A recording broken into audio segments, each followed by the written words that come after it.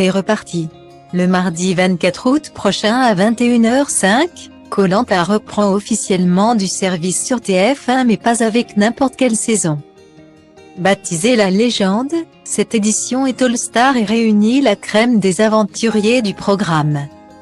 Si du côté des hommes, les téléspectateurs vont retrouver Patrick Merle, Freddy Boucher, Claude Dartois, Laurent Mestret, Teheira Teahui, Hugo Lartiche, Philippe Bizet, Namadia, Maxime Berton et Sam Aliti. Chez les femmes, Clémence Castel, Kumba Baraji, Jade Andy, Christelle Gauzet, Karima Najarine, Candice Boisson, Clémentine Julien, Cindy Poumerol, Alexandra Pornet et Alix Noblat vont s'affronter.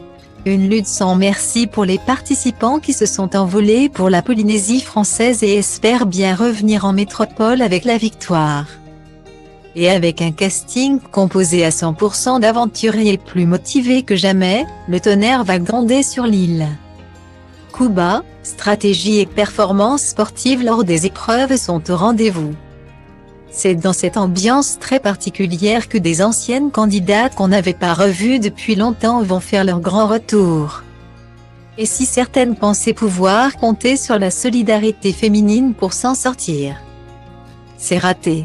Avec ces deux participations, en 2007 et 2009, Jade est tombée de très haut. Je pense que nous allons donner une image peu glorieuse de la femme, a-t-elle déploré dans les colonnes de gala. On avait beaucoup d'ambition avant de partir, on voulait se soutenir face aux hommes et en fait, l'affect a pris le dessus. Nous n'avons pas réussi à tirer notre épingle du jeu. Nous avons eu, dans nos rangs, des brebis galeuses qui n'ont pas respecté la parole donnée.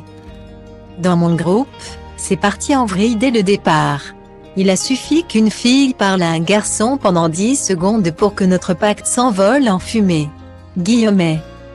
Outre la jalousie et la compétition entre filles, Jade a également été choquée par le traitement réservé aux plus anciennes. Dans cette édition spéciale 20e anniversaire, l'écart d'âge entre les participants peut en effet parfois être important. La candidate de 38 ans s'est même pris ce fossé générationnel en pleine figure. Des candidates plus jeunes n'ont pas hésité à lui attribuer des surnoms très peu flatteurs. Dans cette édition, les jeunes nous surnommaient, Clémence et moi, les candidates vintage. Les aventurières et pas, a-t-elle confié. Ce n'est pas très agréable. Nous. Au moins, on sait ce que représente la parole donnée. On a d'autres valeurs. Dans mes précédentes saisons, cette guerre des filles et des générations n'existait pas. Je n'avais jamais connu ça. On s'est retrouvés un peu isolés, d'un côté, celles qui se connaissaient d'avant le jeu. De l'autre, les plus anciennes. On n'a pas réussi la cohésion de groupe. Ça promet.